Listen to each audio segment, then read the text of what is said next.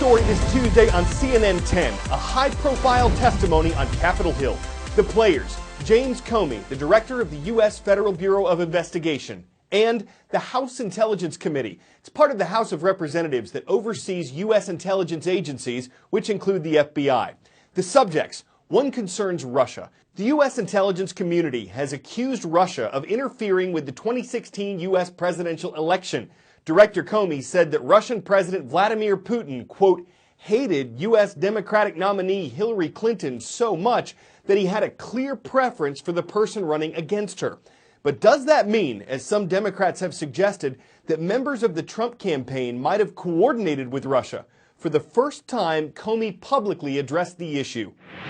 I have been authorized by the Department of Justice to confirm that the FBI, as part of our counterintelligence mission, is investigating the Russian government's efforts to interfere in the 2016 presidential election.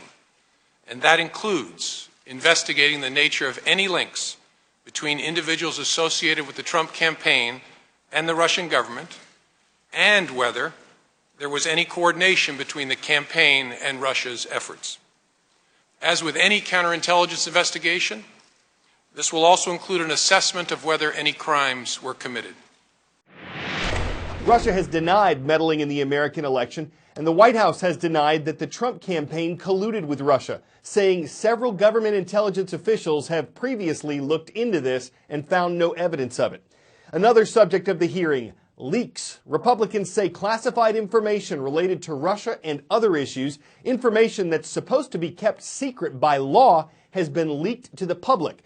Comey didn't comment on specific cases, but called leaks of classified information, quote, terrible. A third topic, wiretapping.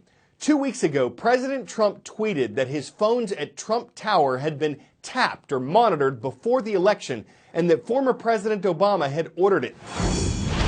With respect to the President's tweets about alleged wiretapping directed at him by the prior administration, I have no information that supports those tweets, and we have looked carefully inside the FBI. The Department of Justice has asked me to share with you that the answer is the same for the Department of Justice and all its components. The Department has no information that supports those tweets. Former President Obama had denied doing that. Democrats have called on President Trump to apologize for the accusation. A Republican on the House Intelligence Committee says while there wasn't a physical wiretap of Trump Tower, it's possible other types of surveillance were used. Director Comey says no president can order a wiretapping operation. But how are those governed by law?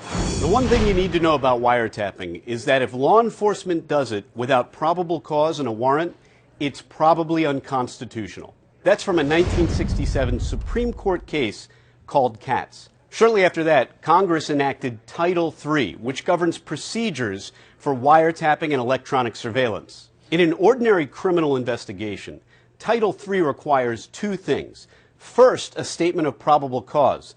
But in addition to that, a statement that this is probably the only way that this evidence can be obtained. But under Title III, those requirements don't apply to national security type surveillance. The problem is, even after Title III, the executive branch continued to engage in electronic surveillance of Americans based on their political opinions, but under the guise of national security.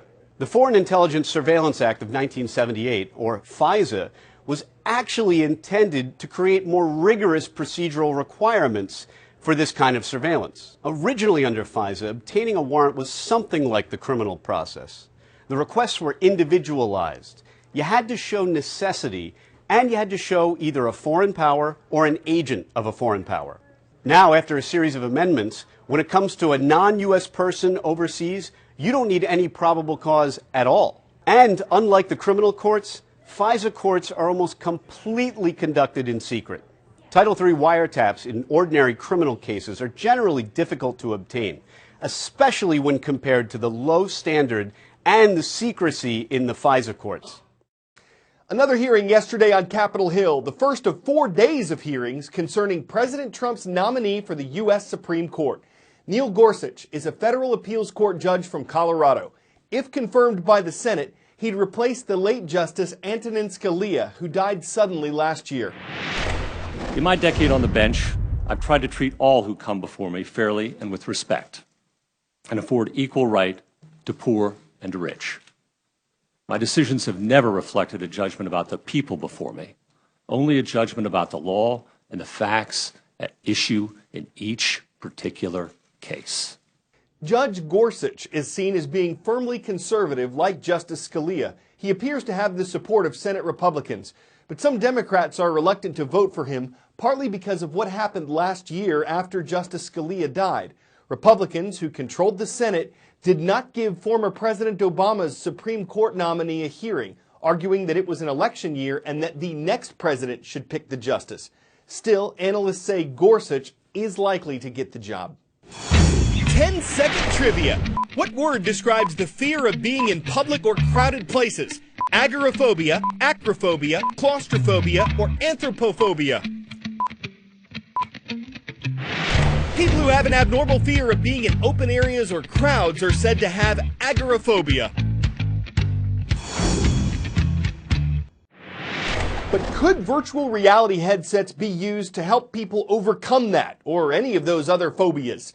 We've reported on how the relatively new technology has gotten off to a slow start, with analysts being pretty unimpressed with sales so far, though many gamers seem to love it. Could virtual reality's potential beyond gaming have an effect? Oh, yeah. Do you have any fears? Flying, heights, toilets? A startup here in Barcelona called Sios wants to help people get over those fears using virtual reality as part of what's known as exposure therapy. My fear? Heights. Have anything for that? Of course. Ooh, holy moly. The more I see of this guy and the less I see of the buildings I'm going up, I do feel a bit more nervous. Oh, yeah. Ooh, ooh, ooh, ooh. All right, stop. Whoa.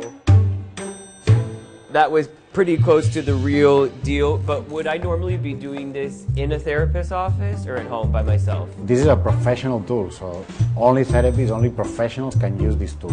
Everything is put on the screen, on the control panel for the therapist, so they can change the experience and they can customize the experience according to the patient's reaction. What are the different phobias or conditions that you're trying to treat with this? We treat specific phobias, like fear of flying, generalized anxiety, social anxiety, agoraphobia. What about fear of spiders and snakes? Yeah, we have that. Not snakes, spiders. And this time is going to be a 360 video. Well, I don't have agoraphobia, but I do feel like I'm right in the middle of the crowd in the subway, people coming by, heading toward the escalators. And so when you're developing these 3D environments, are you working in conjunction with therapists as you design? Yeah, we have psychologists and psychiatrists on the team, and they pre-design the treatment and the needs of the scenarios, and then the developers come in and they just develop what the professionals say. And for some people, does this not work? Yeah, for some people this doesn't work. And for other people, do they do this and then graduate to doing it in real life? That's the final goal, of course, helping patients face the real situation and be okay. Oh my God, the guy next to me is terrified. Dude, it'll be all right. Here, hold my hand. I'll help you.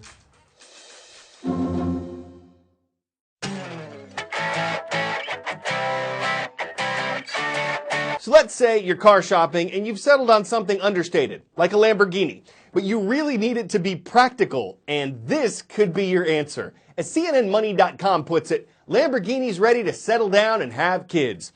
The Urus, expected to go on sale next year, is a 4-door crossover SUV, and it could fit 4 adults, assuming one of them has between $150,000 and $200,000 for a car. Now, some might lambaste the idea of getting a vehicle for the price of a house. Most don't have the buying power for that horsepower, but for well-heeled aficionados who find it aficionado, taking this bull by the horns is something you're assured will happen, and I wouldn't mind a bit if they were to Lamborghini one. I'm Carl Azuz for CNN 10.